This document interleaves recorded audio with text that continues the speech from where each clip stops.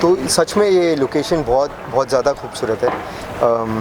Even though ये मुंबई के आसपास ही है, मुझे ऐसा लग रहा ही नहीं है कि मैं मुंबई में शूटिंग कर रहा हूँ। तो जब लोकेशन अच्छा होता है, माहौल अच्छा होता है और स्पेशली गाना भी अच्छा होता है, तो ऐसा लगता ही नहीं है कि आप काम कर रहे हो। तो today is a good day, holiday लग रहा है मुझे, एंड एक्चुअली हॉलीडे भी है महाराष्ट्र में, बट बहुत मज़ा आ रहा है एंड म्यूज़िक वीडियो शूट कर रहा हूँ। So I think all in all today is a very good day work wise and personally also fresh feel कर रहा हूँ। It's a happy day।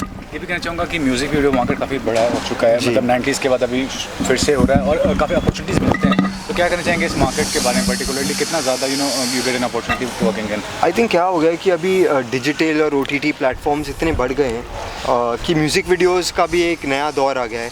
पहले हम टीवी पर देखते थे, म्यूज़िक चैनल्स पर देखते थे, अब यही चीज़ हम यूट्यूब पर देखते हैं या म्यूज़िक चैनल्स पर देखते हैं। And I think this is just the beginning. जो बड़े बड़े कंपनीज़ है, the kind of music videos वो बना रहे हैं, एकदम इंटरनेशनल लेवल के वीडियोज़ बना रहे हैं। बाकी भी जो इतना कंटेंट चाहिए होता है इन प्लेटफॉर्म्स को, तो बाकी के एक्टर्स, बाकी के मॉडल्स, जितने भी एक्टर्स हैं उनको बहुत सारे म्यूज़िक वीडियोज़ मिलते रहते हैं। And work wise it's great fun. Music videos जब आप शूट करते हो तो एक तरीके से कह सकता हूँ कि it's one of the best and easiest work also, because you can get to enjoy it. So I think it's great for actors. ये भी कहना चाहूँगा, आपने OTT की बात की, आपका नेटफ्लिक्स पे नमस्ते वाला आया था, काफ़ी सराहा गया था और टेलीविज़न पे ही काम किया आपने, लेकिन आपने एक स्टेटमेंट भी दिया था कि टेलीविज़न पे बहुत लॉन्ग ड्यूरेशन होता है। आप जब काम करते हैं तो 6 महीना साल भर कम से कम इंगेजमेंट होता है, वो आपको OTT पे नहीं होता है। तो कितना मानते हैं कि ये एक बड़ा बून है एक्टर्स के लिए कि उनको टाइम इंगेजमेंट कम होता है और मॉनेटरी बेनिफिट उतना ही होता है? सच में ये जो OTT का नया दौर शुरू हुआ है वो एक्टर्स के लिए बहुत अच्छा है, क्योंकि इवन जैसे कि मैं हूँ, मुझे पसंद नहीं है कि एक साल आप उसी ग्राइंड में हो, क्योंकि ये नहीं है कि काम नहीं करना चाहता मैं रोज़, बट रोज़ सिर्फ काम करना और फैमिली लाइफ को एकदम इग्नोर करना वो भी गलत बात है। और अभी तो मेरा छोटा सा बेटा है, तो 1.5 साल का है, तो उसके हर मोमेंट को देखने में जो मज़ा आता है वो अभी आ सकता है, बाद में वो बड़ा हो जाएगा, वो स्कूल जाएगा, तो इस वक्त तो मैं वैसे भी फ्री रहूँगा, बट इस वक्त तो मैं इन मोमेंट्स को मिस नहीं करना चाहता। तो जबकि OTT प्लेटफॉर्म है, मैं वेब सीरीज़ कर सकता हूँ, तो ये कभी डर बना नहीं रहता है कि अगर मैं टीवी शो ना लूँ तो मेरे पास काम नहीं रहेगा। So I think it's great for actors. You talked about your son, बहुत फॉर्चुनेट थे आप रसलान कि आपका जो बेटा था इतने डिफिकल्ट टाइम्स में हुआ, बहुत फॉर्चुनेट है, कितनी हैप्पीनेस मिली आपको इतने डिफिकल्ट टाइम्स में। क्या करना चाहेंगे उस चीज़ को लेकर? आई थिंक मेरे लिए तो बहुत कह सकते हैं कि शुरुआत के 1-2 दिन टफ़ थे, क्योंकि वो एकदम कोविड के टाइम पे पैदा हुआ था और हमें तो हॉस्पिटल से भी भेज दिया गया था एक ही दिन में, क्योंकि डॉक्टर ने कहा कि he is fine, mom is fine, आप जाओ घर पे, क्योंकि किसी डॉक्टर को उसी वार्ड में कोविड हो गया था and that was the first case in that hospital. तो जितने भी मटर्निटी के लोग थे वो उनको घर भेज रहे थे। तो पहले दिन तो मैं डर गया था, क्योंकि हम घर आए थे, हम बिल्कुल प्रिपेयर्ड नहीं थे। बट जब लॉकडाउन हुआ और बेबी था मेरे पास, तो मेरा जो लॉकडाउन का जो 6 महीने थे या 1 साल था कहिए, वो एकदम अपने बेटे के साथ ही गुजरा। बाकी के लोग परेशान होते थे कि हम घर पे फंसे हुए हैं, मैं तो खुश था कि मैं घर पे था। एंड इस लॉकडाउन की वजह से मैं इतना कुछ सीख चुका हूँ बच्चों के बारे में, बेबीज़ के बारे में, कि अगर कोई अपना बच्चा मेरे पास छोड़ दे, I will surely look after your baby very well. इतने समय तक हमने टीवी में काम किया, कभी आपको ऐसा लगा कि टीवी को कहा जाता है कि it's a women centric medium, तो आपको फील हुआ कभी कि it's a women centric medium, क्योंकि फिल्म को कहा था कि इट्स अ मेन सेंट्रिक, या अभी कुछ इन्वायरमेंट चेंज हो रहा है?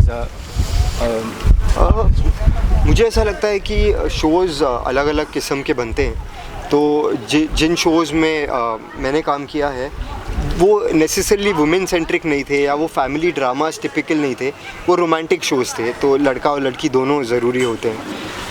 बट विमेन ऑब्वियसली टेलीविज़न में ज़्यादा स्ट्रॉन्ग रोल्स होते हैं, ज़्यादा पॉपुलर रोल्स होते हैं compared to all other mediums. तो मतलब अगर आप देखो कि फ़िल्म में शायद हीरो का ज़्यादा इम्पॉर्टेंट रोल होता है, वही शायद टेलीविज़न में हीरोइन का रोल ज़्यादा इम्पोर्टेंट होता है, बट हीरो तो अगर आप स्पेशली लव स्टोरी बना रहे हो तो उसमें हीरो की ज़रूरत तो होती ही है। लास्ट टू थिंग्स, एक तो आप हमेशा बोलते हैं कि talent is something very important for industry, उसके बल पे सर्वाइव कर सकते हो। बिल्कुल। लेकिन हमेशा नेपोटिज्म की बात होती है, तो उसमें कितना बिलीव करते हो कि वो भी एक फैक्टर है इस इंडस्ट्री में? देखिए, नेपोटिज्म को लेके मेरी ये सोच है कि जो स्टार किड्स होते हैं पहले तो वो बहुत ग्रूम्ड होते हैं, बचपन से वो अपने पेरेंट्स को देखते हैं। जो स्टाइलिस्ट होते हैं, मेकअप आर्टिस्ट होते हैं, वो सब जो टॉप वाले होते हैं उनके पहचान के होते हैं, तो they know all the right people. उसके अलावा उन्हें ये भी पता होता है कि मेहनत अपने जिम को लेके, डाइट को लेके, सो मैं ये कह सकता हूँ they are very well groomed. उसके बाद they very good looking also, क्योंकि 99% हमारे जितने भी स्टार्स हैं वो गुड लुकिंग होते हैं। अगर गुड लुकिंग ना भी हो, एज फैंस हमारा मन करता है कि हम किसी भी एक्टर जिसे हम पसंद करते हैं उनके बच्चों को देखें। सो आई डोंट थिंक नेपोटिज्म कोई गलत चीज़ है। जो टैलेंटेड लोग होते हैं, अगर वो स्टार किड्स ना हो, स्टार फैमिली के ना हो, तो भी वो स्टार बन जाते हैं। तो Shahrukh Khan is the biggest example. तो ये नेपोटिज्म कहना, ये मतलब आई थिंक साग ग्रेप्स होते हैं, जो नहीं बन पाते हैं वो ऐसी चीज़ें बोलते हैं। Lastly, what's other project you are working in और looking forward to? So I am doing a lot of content web के लिए। तो मैं 2 फिल्में कर रहा हूँ जो ऑनलाइन OTT प्लेटफॉर्म्स पर रिलीज़ होंगी। और रिसेंटली मैंने एक एपिसोडिक शो किया है एक चैनल के लिए जिसका नाम है द क्यू। तो काम चल रहा है, एंड म्यूजिक वीडियोस तो मैं करते रहता हूँ। One more thing, we lost Lata Mangeshkar ji yesterday only. क्या कहना चाहेंगे, इतना बड़ा लॉस हुआ है कंट्री को, म्यूजिक वर्ल्ड को? You know, Lata ji was really she was a living angel, you know. I can't even call her a legend because she's beyond a legend. She's really an angel who was on earth. She was in India, and there's so many accolades that our country has received because of her and her beautiful voice, her talent. So it's just a great honor to, you know, have lived in the era when she lived in, and I can just say farewell to her, and may she look down on the film industry and all the music industry with all the love and blessings. Thanks. Thank you.